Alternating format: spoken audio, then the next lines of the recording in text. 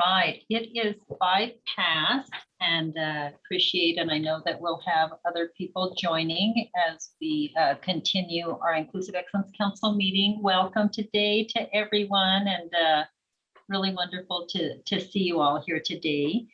For those who may not know, I'm Dr. Romero Leggett, Service Vice President for Diversity, Equity, and Inclusion here at the Health Sciences Center, and also a family practice doc. Allie has put the agenda into the chat for those who would like to view that. And we have quite packed agenda, so I'm going to go ahead and get us started. I'd like to see Dr. Smart, would you like to read our land acknowledgement? Absolutely. If I finish chewing. All right, founded in 1889. Sorry, you can follow. That's okay. Founded in 1889, the University of New Mexico sits on the traditional homelands of the Pueblo of Sandia. The original peoples of New Mexico, Pueblo, Navajo, and Apache, since time immemorial, have deep connections to the land and have made significant contributions to the broader community statewide.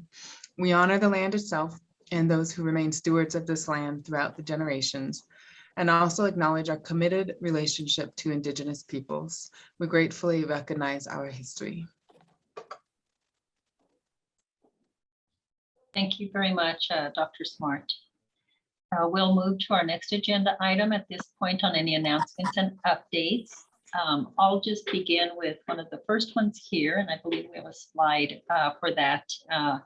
But just wanted to share with you all that Dr. Anthony Flegg is now our new at-large member for faculty, representing our faculty. As you may recall, Dr. Krista Salazar was the at-large faculty member before representing our faculty, but is now our DEI Executive Officer for Pharmacy.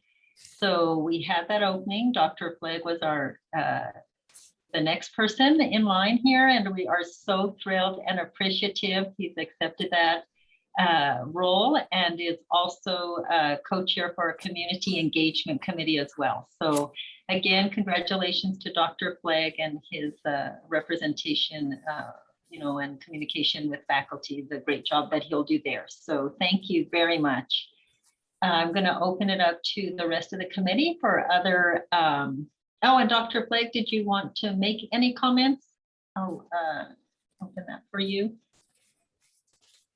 I will just say I'm honored to kind of step up to an even higher level my commitment for the IEC and the work we're doing.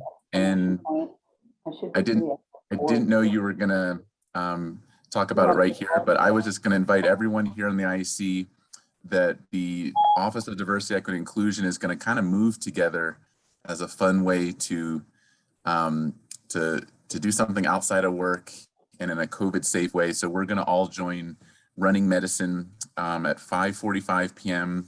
right on the north side of the law school tonight. So cancel all your night plans for Tuesday night.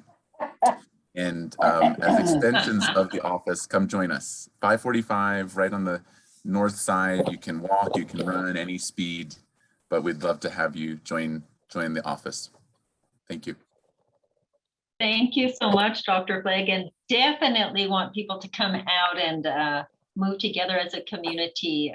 If you've not been part of Running Medicine and just that wonderful community feel and movement together at whatever your capacity is, it's really amazing, right? Like kids and grandmas and grandpas, everybody comes, and dogs.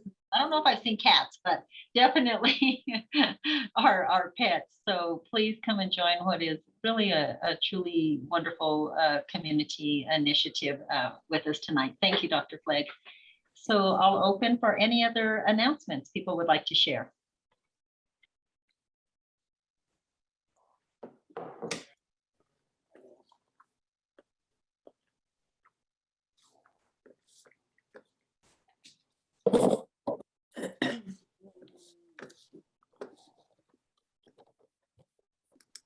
All righty, we have Dr. Leggett. This is Krista. Yes, Dr. Hi there. I have something that I'd like to share. It's not it's neither an announcement nor an update, but it's something that was said about being performative. And I've been reflecting on that. And I'd like to share it with the group. So at the beginning of this presentation, we read the land acknowledgement. And that can definitely, I can see how it could be understood and perceived as solely performative. But what I would like to do is encourage the group to begin to read that land acknowledgement on a regular basis and reflect on what it means to you. Not only what it means to you, but also purpose to learn one or two things that maybe you're not familiar with, so that we can make this land acknowledgement deeper than just reading it at the beginning of the presentations. But I take the reading it at the beginning of the presentations as something to remind me of what I don't know and what I need to learn more about. It's part of the lifelong learning as professionals. So that's what I've got to say. Dr. Salazar, Krista, that was just really beautiful. And I really appreciate, like just stopping and taking a moment to really reflect on that and truly think about what that does mean. And thank you for helping us take a moment to reflect on that and think about that. Thank you for that. Dr. Romero-Leggett. Yes, Dr.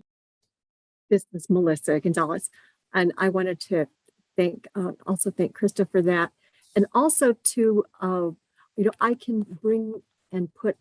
Maybe we could actually have somebody talk about the development of the land acknowledgement.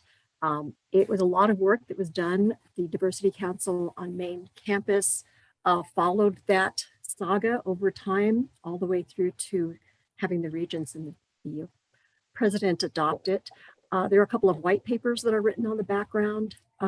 So there's a lot of work and thought that went into the document for us to be reading it every time that we come together. So I can definitely post those, and maybe in the future we can just have an update on where they came from and who was involved and what was involved.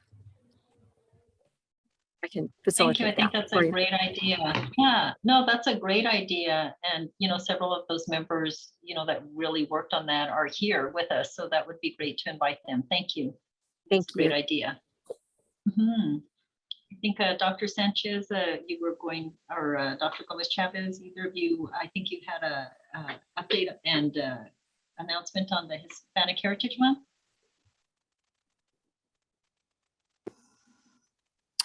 Yeah, I could start us off. Thank you, Dr. Romero-Leggett. So as you know, some of you may know, we have a whole host of great activities for the month that extends from September 15th to October 15th. Currently, while this meeting is going on, we have Dr. Sunny Nakai, who's Senior Associate Dean of Diversity, Equity, and Inclusion at California University School of Medicine and Sciences, giving a talk on best practices in the recruitment of Latino, Latina, Latinx, Hispanic, or of Spanish origin identified medical students, residents, and fellows. So she's giving that talk right now.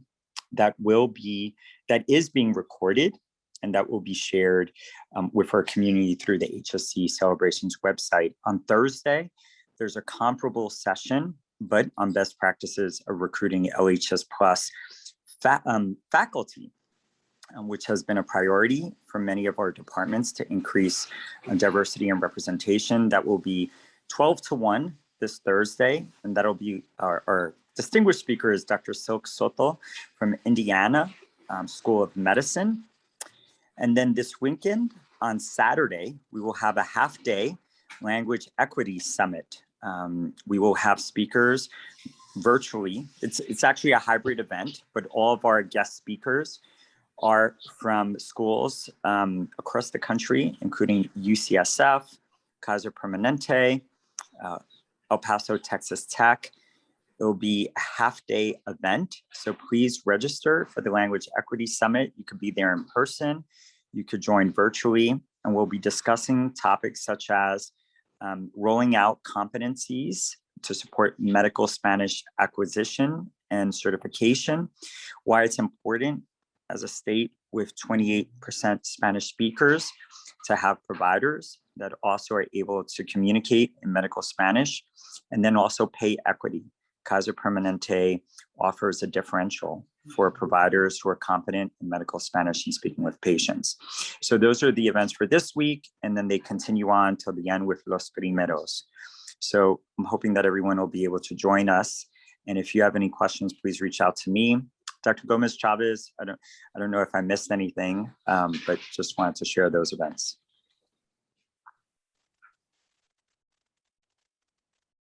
Thank you, Dr. Sanchez and Dr. Gomez Chavez and the amazing group that has come together for this Hispanic Heritage Month. And then we will move into our next month soon as well with our disability celebrations. And I think it's our next month.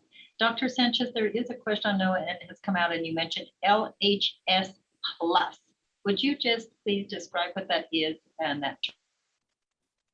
Sure, it's an umbrella term comparable to LGBTQ plus. That's reflective of the multitude of terms that are used when talking about the Hispanic or Latino diaspora. LHS Plus is an acronym that stands for L, Latino, Latina, Latinx, H, Hispanic, S, or of Spanish origin, and the plus symbolizes how many individuals across the country use their national identity, such as Mexican, Mexicano, Chicano, Chicana, Chicken, Chicana X. So it's an umbrella term. Thank you. Thank you for that. I see that Dr. Zaidonis has put in the chat about the upcoming weekend, which is an announcement. Dr. Zaidonis, do you want to just share what we are doing HSCY there? Sure, and it's actually all week. It's this will be my first balloon fiesta, so you all know more than I, but we do have a tent, and if you go to the link, it's easier to see it on the link than it is on the email that went out. And so if you're an early riser and want to get there at 5:30 a.m. for breakfast and seeing the balloons, great. And then there's going to be more activities in the evening starting at 5:30. And it's every day. Thank you for sharing that and reminding us this beautiful time of the year and that great celebration. And we're excited that this is your first one that you'll get to join with us in as well. A couple things in the chat. Dr. Salazar is asking if anyone has the predetermined questions for Dr. Soto during her presentation Thursday. Please email them to Dr. Salazar, and she has her email there in the chat. And then a point brought up by Elena Bissell, important to also mention our faculty and students who speak other languages, Arabic, Vietnamese, Navajo, etc. And then Deanna, I think you had shared with us an interactive map, learning more about the land and land acknowledgement, which is amazing. And then Dr. Gonzalez shared those who had been part of the original land acknowledgement. So thank you all for sharing that.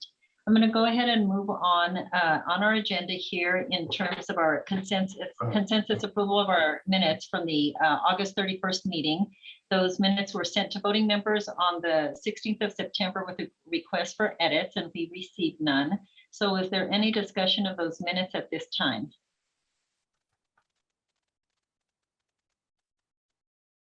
Hearing none, they are approved, and we'll move forward to the next agenda item, which are our committee reports. And before I do that though too, I also see some new faces here and names, since we don't have all our faces on here. So I just really want to welcome people to the meeting today, and hope you continue to join us, and just appreciate your joining. The next agenda item for us is the committee reports. And the one change here is that we will have the academic development and professional training will be our final committee report out, because that'll segue into the grading disparities report. So we'll start with our Workforce Development Committee. Our co-chairs are Dr. Smart and Dr. Singh. All right. I think we have really just two updates, just in the nature of time. And the biggest pieces that our work group is working on. Our first task is a compilation of professional development and workforce development opportunities across the HSC. And so we're pulling as much information as we can, and also understanding where things are listed and whether or not things are centralized, and how we might be able to make sure this information ultimately is accessible to as many people as possible. And in compiling that information, we are categorizing around things that might be skills development, professional development, career development, or resources that might be available for someone to seek professional development outside of our system, and scholarships and that sort of thing. So that's a big task that our group is working on in that area. And then the second one is feedback and revisions of the toolkit with the eyes of folks from across the HSC on it, to really continue to make sure it's an item that is relevant and useful for the entire HSC system with regards to faculty recruitment and retention. Recruitment more specifically, but I think as we think of faculty and staff, many of the items in there are relevant to both groups as well. So those are the two things I can think of. I don't know if Dr. Singh, if you had anything else you'd like to add, or anyone else from the subcommittee. I'm all good on my front. I think you covered it. Thank you so much for going over that. Absolutely. Thank you. Thank you very much, Dr. Smart and Dr. Singh, and the work of the Workforce Development Committee. And next we'll move to our Community Engagement Committee, led by our co-chairs, Dr. Flegg and Lucia Bocan.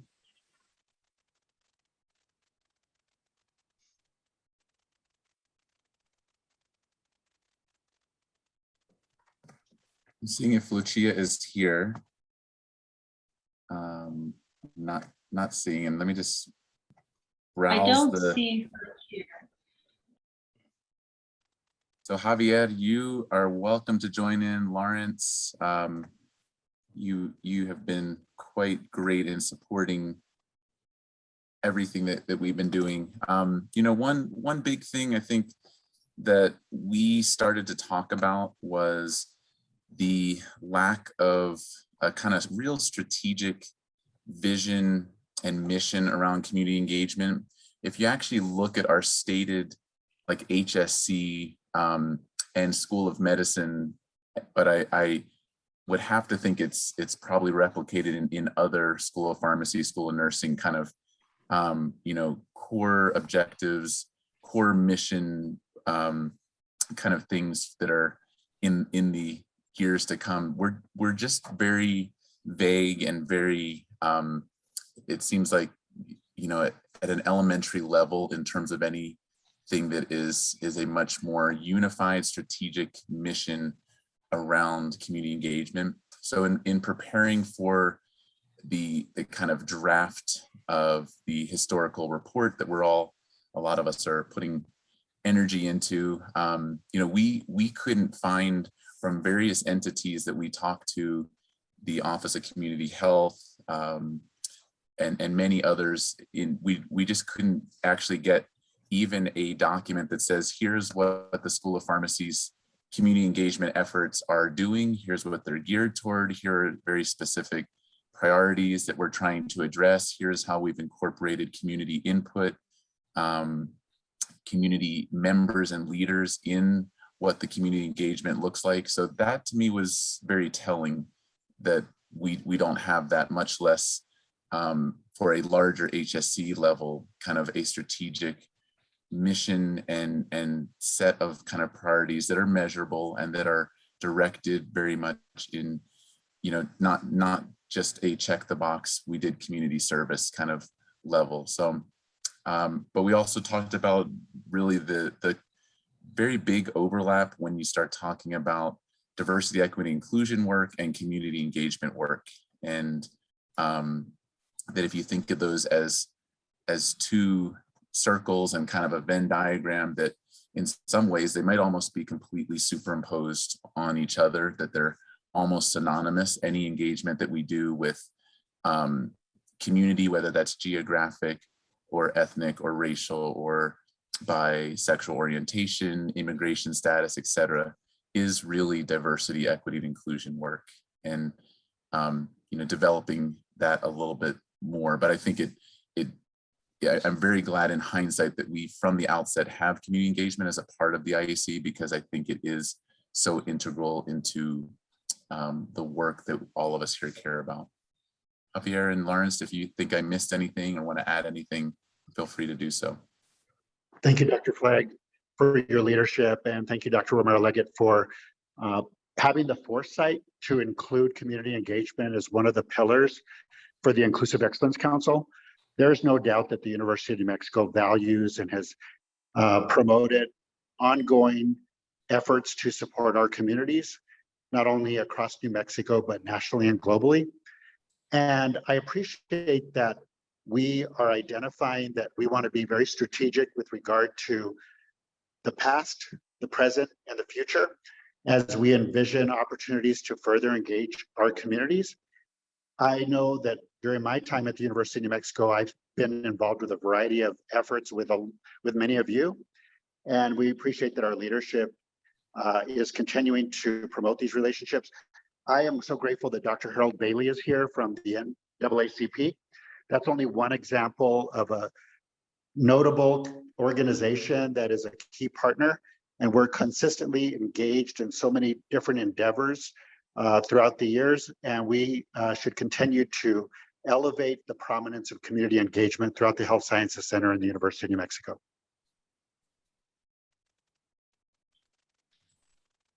Thank you very much.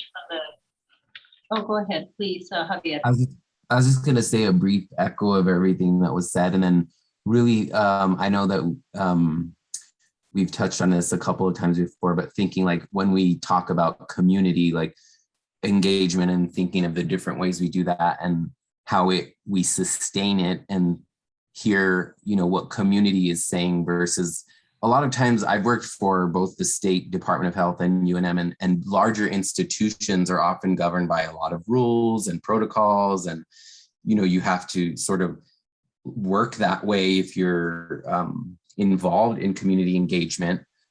But thinking beyond that and hearing what community views as engagement and how do we sustain that type of engagement where community is telling us we need X, but maybe the university or the state doesn't allow X. So how do we work with community to say, hey, here's what we really need to do to address this issue to curb like a health disparity. And maybe that's something we currently don't do. So how do we engage in those types of conversations that go beyond like meetings or councils or documents that we share or one-off engagement activities versus something that's more sustainable and more driven by the community itself versus like an institution. Thank you so much for sharing that and for the work of the committee, but those are really excellent points and things to really be thinking about that. Again, I think back to what Dr. Salazar was saying, everything too, like, to be very thoughtful about words that we're using and concepts that we are putting forth. So thank you for sharing that and the work of this committee. We're going to go next to Culture and Climate Committee. Led by Dr. Salazar. Oh, go ahead, Allie. Oh, Dr. Zaidonis, I think, had something to say. Great. Thank you. Okay, thank you. I just want to say this is really an important discussion. I'm really glad we're talking about community engagement, and I very much look forward to your leadership in this area. I just wanted to make some additional comments so that when we put out the School of Medicine Dean material and the leadership profile, we listed the 5 pillars of the School of Medicine as the traditional 3 of clinical research and teaching, but also had diversity and inclusive excellence as well as community engagement. So I think there's a lot going on, but it isn't, as Dr. Flagg suggested, isn't cataloged, organized, and in a real intentional way across the whole system. So we can do better, even though we have a lot of good stuff going on. And there are pockets, like in our research group that I've seen, where people have it organized, particularly those doing community-based participatory research. I wanted to also mention we all have an opportunity to influence the UNM 2040 strategic planning process, which is currently going on. There are 6 work groups, task forces that are going to be launched very shortly. And some of you on this call either know it or don't know it, but you'll be invited. And explicitly, community engagement is in a number of different strategic areas. So again, the wisdom of this group through our delegates and people who are on those work groups could have an influence also at the UNM level. We're going to have an HSC strategic plan once the UNM 2040 is done. I didn't want to get ahead of the broader systems approach, but all the points you make are vital and critical. And I do think things like cataloging and putting together what we're already doing across the different missions will be important, including the orientation and different, making sure we're listening to the voices and really the needs of the community. So I just wanted to reinforce how important this discussion is, but that we also have big opportunities to influence the future of UNM in this way. Thank you so much for sharing that, Dr. Zaidonis, and Ali for catching that. Dr. Zaidonis probably had his hand up and I didn't see that. So thank you. Very important information to share with all of us. Culture and climate, Dr. Salazar and Dr. Cameron Crandall. Krista, do you want me to go ahead or would you like to speak first? If you'd like to go first, I can fill in the gaps. Okay. That would be fine by me. Great. So the Culture and Climate Group has met a couple of times. Our group could not find any single time to meet. So we met several times over the past month to make sure that everybody's voice was heard. We have focused on completing the work for the historical document and have made substantial progress on that. One thing that I wanted to share with everybody was a presentation by Kendall Rogers at one of the LTE events at the hospital that gave a nice detailed history about UNM Hospital. And I think it really provides really important context and history of really the HSC, because the hospital came first, and then the academic schools were developed to provide support and to provide the training of individuals who would then be working in UNM hospitals. And this was really quite a powerful presentation, and I dropped the video link into the chat, and I would recommend watching it. I learned, for example, I think they said that the College of Nursing actually preceded the School of Medicine, something that I did not know. There's many interesting facts, and I think it's well worth watching. The other major aspect of what we're working on is moving forward with the Climate and Culture Survey. We have secured funding for the project, so we are in the process of securing a contract with a vendor to help build the process on the survey. The Climate Survey Working Group, which is in essence everyone here in the Inclusive Excellence Council, it will be charged with helping us to make sure that all voices are able to contribute, to help us focus where the areas are that we need to continue to develop the Climate and Culture Survey. So I'll leave it at that. And Krista, if you want to fill in anything I missed.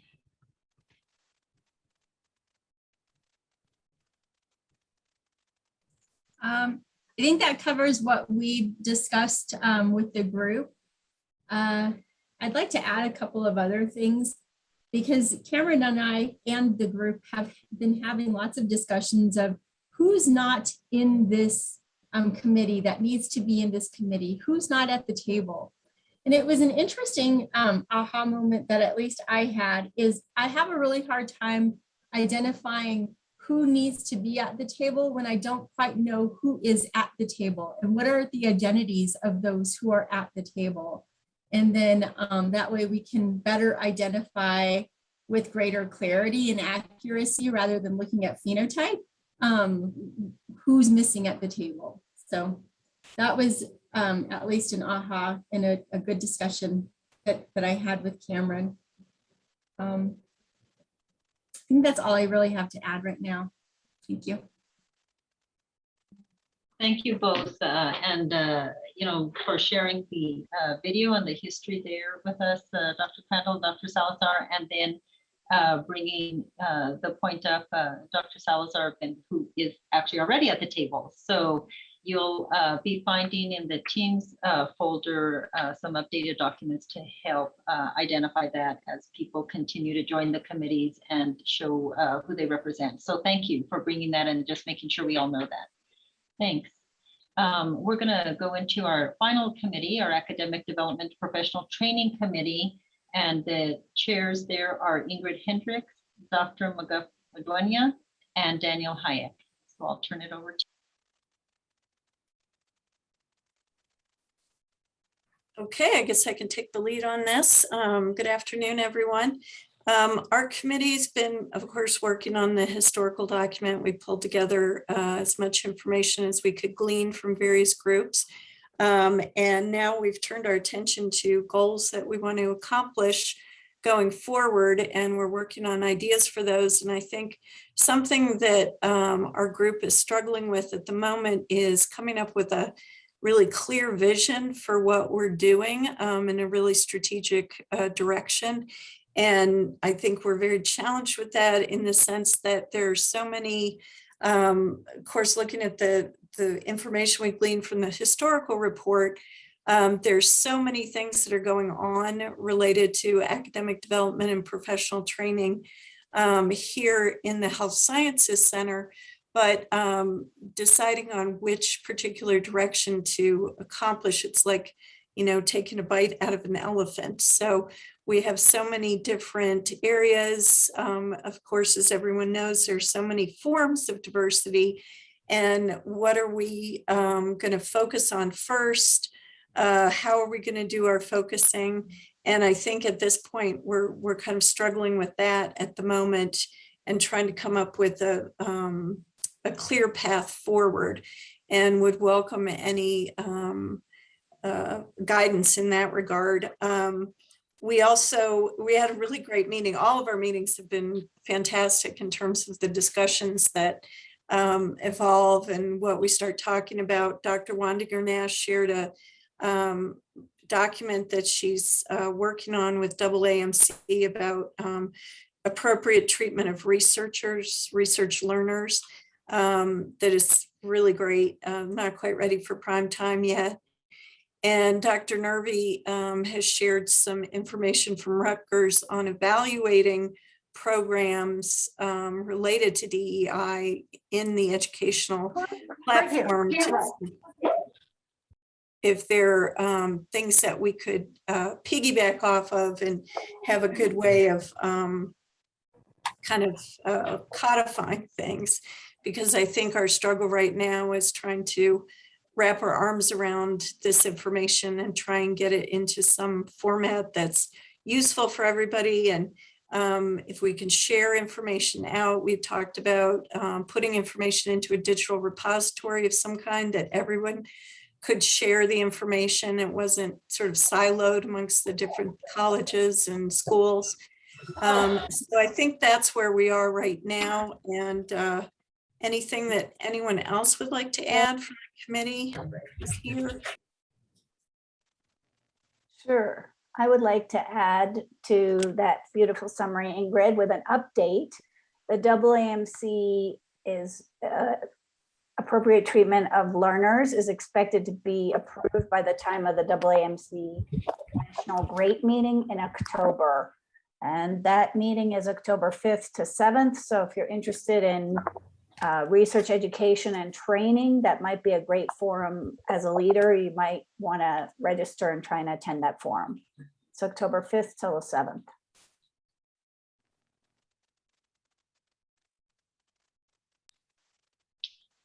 Great. And then Dr. Maduanya, would you like to segue us? And thank you very much, Ingrid and TK, for those excellent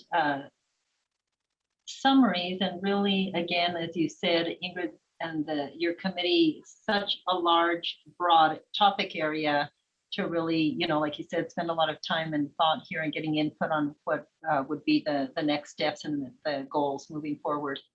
And Dr. Madueña, would you like to segue us into the next piece of the disparities, the grading disparities presentation? Absolutely, I would love to. So in the School of Medicine, the White Coats group brought up concerns regarding the evidence nationally around disparities in evaluation of medical students. And so, I think, first of all, acknowledging that this topic and the speakers, it's going to be very medicine centric in terms of mostly relevant to the School of Medicine, but we had a smaller group discussion last week about whether it was something to bring to the group at large. And we felt that it was important to invite the speakers who are coming to share with us today the data that they've looked at that comes from our own institution, because we can't help but think that it probably is something that impacts many of our professional training programs, and is absolutely important to making sure that evaluation is equitable, because evaluation translates into our diverse learners' abilities to then progress in their training or their academic professional goals. And so we felt like this was a really important topic to bring to everyone. I saw that Allie sent out some articles. One of them is out of UCSF, and they did a similar analysis looking at the evaluation data within their own institution. And so I think it's a really great read and provides, just kind of like some background and context. And then there was another paper that Dr. Romero-Leggett provided for us that was from Tassie Parker, specific to AOA, which I think also, honor societies are things that are relevant to any training group. So I encourage you all to take a look at that, and wanted to welcome, I think we have, is it Dr. Fankovic and Dr. Vigil here to speak? Was there anyone else? I think it'll be Dr. Fankovic to start us off. And thank you so much, Dr. Madueña, for that very nice introduction. Dr. Fankovic will be presenting, and Dr. Sanchez as well, and Dr. Vigil, and all here for to also help respond to questions. And your point about, yes, this information has come from the School of Medicine, but really something that concerns us all, and we're all committed to exploring this across all the colleges, following the leads of our deans and education leaders, DEI leaders, and all of us. These preliminary findings are being reviewed by statisticians as well, and we're going to share any other information that's forthcoming, always ensuring that this process and the findings are going to continue to be transparent and inclusive. Just critically important information for our current students, and of course those who are following here. I also want to acknowledge that we do have several of our deans and leaders here today, and we want to, I know that they may want to share a few words with us about the impact of this and their thoughts on this for their colleges as well. And I know we have Dr. Collins, Dean Collins, and Dean Richards here, of course, Dr. Zaidonis, and then Dr. Godwin couldn't be with us, but I know he has sent along, and Dr. Salazar will speak to that. And we have Dr. Montoya here representing for College of Nursing. So I'm going to turn it over to Dr. Fankovic, Sanchez, and Vigil. Thank you. Good afternoon, everyone. I know many of the people in this group. For those of you who don't know me, I'm Ed Fankovic. I'm the Interim Associate Dean for Undergraduate Medical Education. I must leave this group at 12:50 because I have an in-person teaching commitment in another building at 1 o'clock. So I will speak somewhat rapidly. My apologies to the group. No disrespect is intended. But Drs. Sanchez, Richards, and Zaidonis have all had a hand in the development of this report, and hopefully we'll be able to answer questions that you all may have. As was mentioned, the White Coats for Black and Indigenous Lives group asked us to look at educational outcomes. And specifically, we prepared a report for the phase 2 clinical clerkships, which are the required clinical courses that all students must take in their 3rd year. Those courses are graded. They have multiple components. And we looked at the individual outcomes for different components within these grades. I will share my screen with you now, hopefully.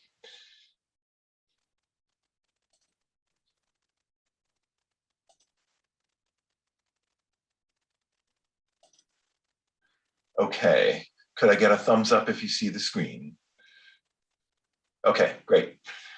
Our clerkship grades are come in a 4-tier grading system: outstanding, good, satisfactory, and unsatisfactory. 25% of the grade in each clerkship comes from a standardized national multiple choice test called the shelf boards. 50% of the clerkship grade comes from the individual faculty's evaluation of the student using a form called the PRIME form, which describes their performance in the workplace.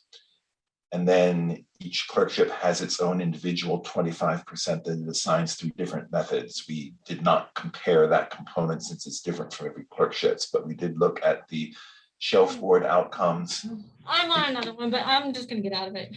The clinical evaluation outcomes, the clinical evaluation outcomes, and the final clerkship grades. Let me see here.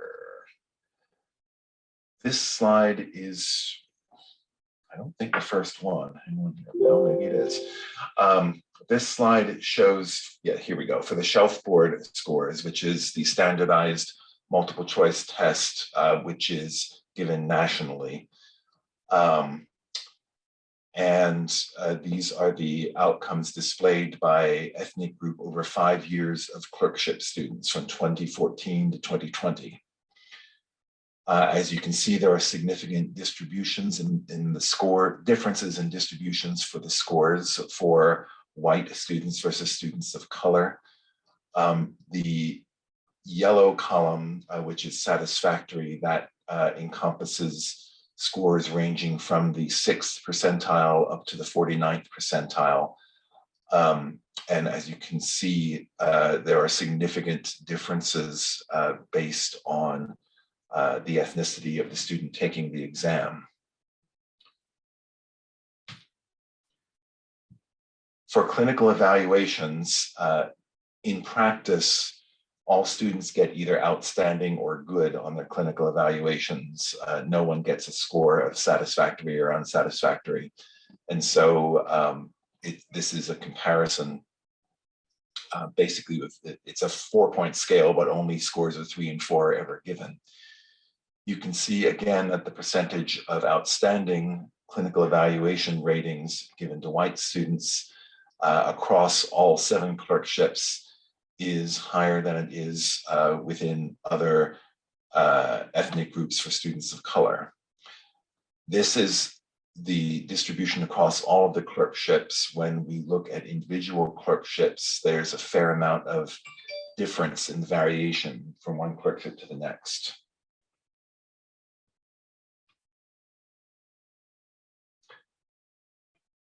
This is the final clerkship grade. This is what goes on the dean's letter, which is submitted when students apply for residency matching.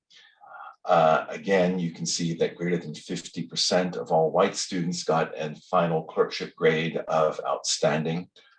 So there are significantly lower percentages of outstanding grades for students of color in all groups. Most students of color got clinical grades of good.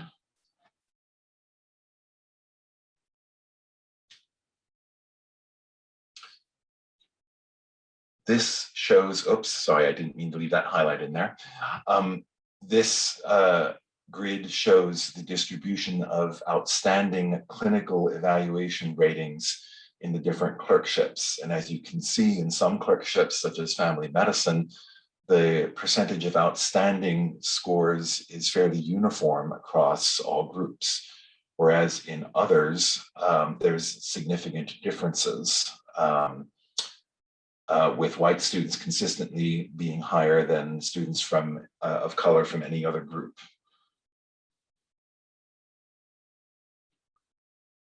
And this is that same data displayed graphically. As you can see on the far left end, family medicine, and on the far right end, psychiatry and surgery. I mean, there are differences between groups, but they are relatively clustered together. Whereas the clerkships that are in the middle section, there are more pronounced differences in terms of the number of students getting outstanding clinical evaluations.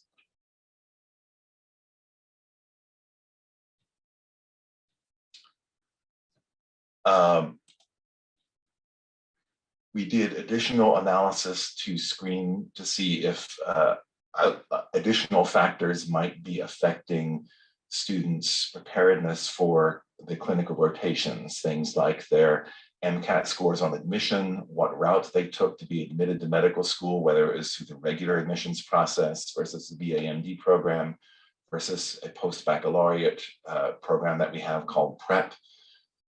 We also looked at gender. After doing a multivariate analysis, we found that there were still significant disparities for clinical evaluations in 3 of the 7 clerkships after accounting for other factors, and that the final clerkship grade displayed some degree of disparity in 6 out of 7 of the clerkships. I'm sorry to talk and run, but I must talk and run. Dr. Sanchez, like I said, has been right there with me in helping to prepare the response to these findings. I will be happy to answer any questions by email or related to me afterwards by Dr. Sanchez or Dr. Romero-Leggett. Thank you so much, Dr. Vankovic, and thank you for your time and all of the work you put in here as well. And I want to also acknowledge the work of the PAIR office, Program Evaluation Education Research, Dr. Hartley, Dr. Shane, and Roger Jerebic in providing the analysis and the work that's gone into this to date as well. And I'm not sure if they're here with us, but just want to really acknowledge that as well. Dr. Sanchez and Dr. Vigil. Sure. Thank you, Dr. Romero-Leggett, and thank you, Dr. Vankovic, and the entire PAIR team. Building off of what Dr. Vankovic had mentioned, the results were also reviewed by our Vice President of DEI, Dr. Sarai, on main campus, who was able to concur the findings that Dr. Vankovic has reported. Similarly, as you all know, Ms. Alex Sanchez has put out a summary of what was just discussed and the main findings in an HSC communication. And so as you continue to think over what was shared, remember that you can turn to that HSC communication to continue to see how it was written up and better understand or continue to think about the implications. In the HSC communication, just in reviewing, what is listed and stated is our data analysis showed that students who identify as white more often received an outstanding grade than students who identify as Indigenous, African American, Hispanic, Latino, LHS plus, and or Asian, collectively referred to as students of color. More specifically, students who identify as white had higher grades on the National Standardized Exam for all 7 clerkships than students of color. Students who identify as white more often received an outstanding clinical evaluation in several clerkships. The difference was significant in 3 out of 7 clerkships. The combined National Standardized Exam, clinical evaluation results, and a clerkship-specific requirement result in a final clerkship grade. Students who identify as white more often received an outstanding final clerkship grade than students of color in 6 of 7 clerkships.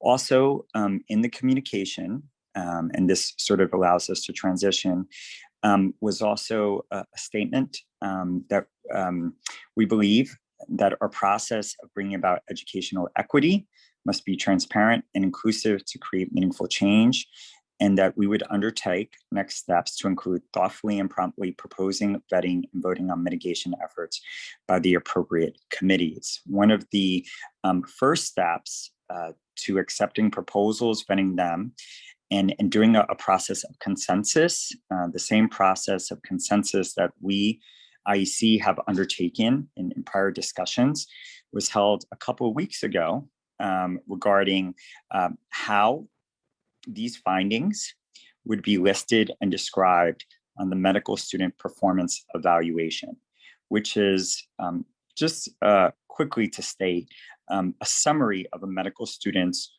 course and performance over their 4 or 5 years of medical school that is sent to residency programs. We received 3 proposals to be considered in as changes or additions to MSPE for the Office of Student Affairs to consider. And a group of students, faculty, and leaders saw the 3 proposals, vetted them, discussed them, and provided some suggestions to Dr. Vigil and her team. And I just want to take a moment and thank the 3 groups. Proposals were submitted by White Coast for Black and Indigenous Lives. A proposal was submitted by SNMA, the Student National Medical Association, and a proposal was submitted by the Latino Medical Student Association. And the proposals were submitted in 36 to 48 hours. So I really want to acknowledge the students and the faculty and the staff who came together to write those proposals and were a part of that discussion. People who were there, definitely there was excellent representation by those groups that through the analysis were shown to have lower assessed performance. So we had strong representation by individuals who identify as Indigenous, African-American, LHS plus, and Asian. I'm going to hand it over to Dr. Vigil. We reviewed the recommendations with our legal counsel, and we discussed with various student affairs deans across the country. We also checked in with the National Resident Matching Program to verify that we would or would not have to include such a statement in a prominent place in the MSPE. And given all the feedback we received, we placed the statement in the medical school information page for every single student who's going through the match this year. Additionally, we gave the 4th year students, a class of 22, the option of including the statement in the body of their MSPE. 14 or 15 of them elected to have it included. The rest were fine with just having it in the medical school information page. We are working on next steps. It's not just about the class of 22, it's about 23, 24, 25, and beyond. And our goals are to come at this with a multi-layered approach. We're going to examine grading policies. We're going to examine education and training of the faculty and residents who write these evaluations. We're going to look at support for the students that we accept into medical school. Many of them come in with adversity and show resilience. So we're going to have to support them a lot better. And we're going to push forward. Thank you very much, Dr. Sanchez, Dr. Vigil. We have a question here from Dr. Bissell, and then I know that we had a couple of comments from some of our leaders that I wanted to share as well, but please also open for questions. I know we're at time here in the next minute or two, but if people would like to stay on and continue the conversation for a few minutes past the hour. Elena? So hi guys. So I'm an alumni of UNM. I'm a native New Mexican. I went to public high school in a small town, moved to the big city of Albuquerque, was in the post-bac program, and I'm the clerkship director for family medicine. I do not think that any student nationally who is of color or disadvantaged socioeconomically, linguistically, first generation, I don't think anybody, any of us is surprised by this data, really. It's upsetting, but it's not surprising. And so I mentor a lot of students, and I know a lot of people on this call mentor students. And I think one thing that hasn't been super transparent is actually having the students tell us, other than the MSPE stuff, but like really tell us how this makes them feel, what their experience is, what they need from us as faculty, as a university. And I would really highly recommend just letting the students speak and tell us what they need. There's been a lot of talking to the students, probably some listening, but I really am concerned that we're not listening enough. We haven't given a forum where they can just speak without people giving them answers, which is important, right? A needs assessment. So I will shut up. Thank you very much. I wear many hats, so I'm very involved in this. Thank you. I appreciate that, Dr. Bissell. I think that we have a few groups, a few offices on campus that really do provide a lot of support to our students, including DEI, the Professional Wellbeing Office, and LEO. And we have to take advantage of their expertise and their knowledge and encourage students to go talk to them, or and then communicate with those offices so that we can learn best, because there's a fair amount of distrust right now with students and how they view the administration.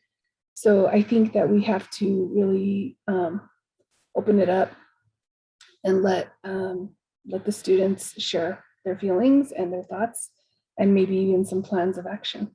And we have to listen.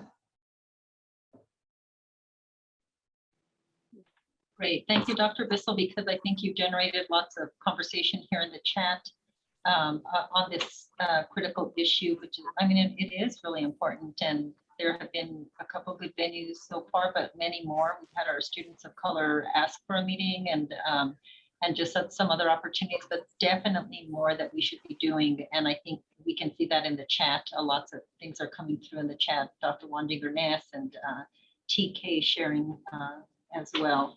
And again, just a deep appreciation again for the initial impetus here in the White Coats Anti-Racism Subcommittee, bringing this forward to all of us to look into. Other questions and comments? And I do know we have a couple from our deans. I had one, Dr. Romero-Leggett. This is Dr. McGoffin-Dueña. Thank you again, Dr. Vigil and Dr. Sanchez. And I also, want to acknowledge that I think it was incredible that you guys were so responsive to the White Coats for Black and Indigenous Lives group in regards to this concern about equity for our students. And I wonder, it sounds like you've taken great steps to include in the MSPE information and be transparent for our students in terms of their ability to go out and apply to residency. And has there been any discussion about holding some kind of session to specifically share this information? And I know there was the town hall, but one specific to the GME residency program directors at our institution, inviting all of them to come and hear this data, because I think we could set an example as an institution, being transparent about our own situation and sharing that this is a national issue with equity in terms of evaluation, because ultimately those program directors are the people that for our institution are evaluating these applications and seeing these grades. And so has there been any talk about that? I'm just curious, or maybe it's already happened and I'm just not aware of it. Yeah, Dr. Sanchez. Great question, Dr. McGoffin-Dueña.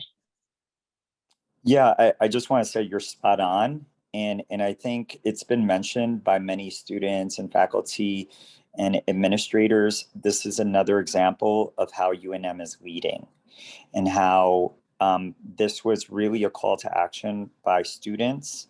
And there were bumps in the road, but everyone came together to do the analysis and continue to have these critical conversations. So I think you're absolutely right. There's a window of opportunity to really show how UNM is leading. The 3 publications of efforts by other schools, UCSF, WashU, and UWash, did not document specific action items that they took.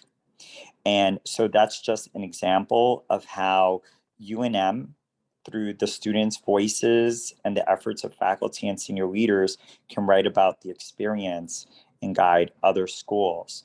And little steps like you just mentioned, we start internally, let's sit with our GME program directors, have our program directors reach out to program directors in their network and say, look, this is what we're doing for our students. Be on the lookout for our students. They're really incredible, and we want you to support them. And that has a trickle effect that will make its way all the way to AAMC and AACOM. We should be working with all of you to submit abstracts to your specialty societies for you to present the experience of UNM and lead the way. So I just want to really thank you for sharing that point. Thank you. And I'm sorry we did run out of time today, and we can obviously bring this back to the committee again.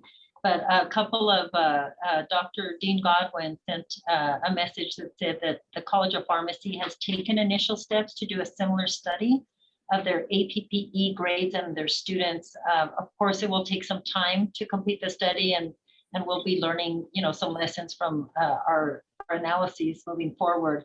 But he feels very strongly that it's important to him and the college to do this.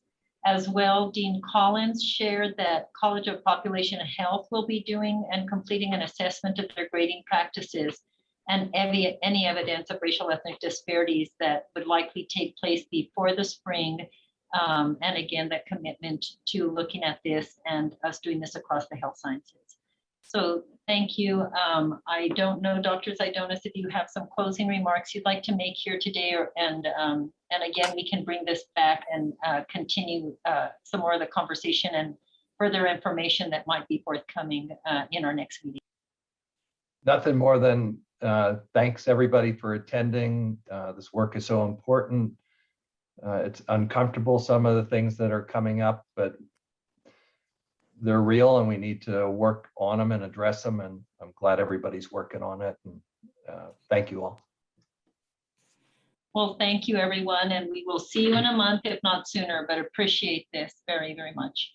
Appreciate you.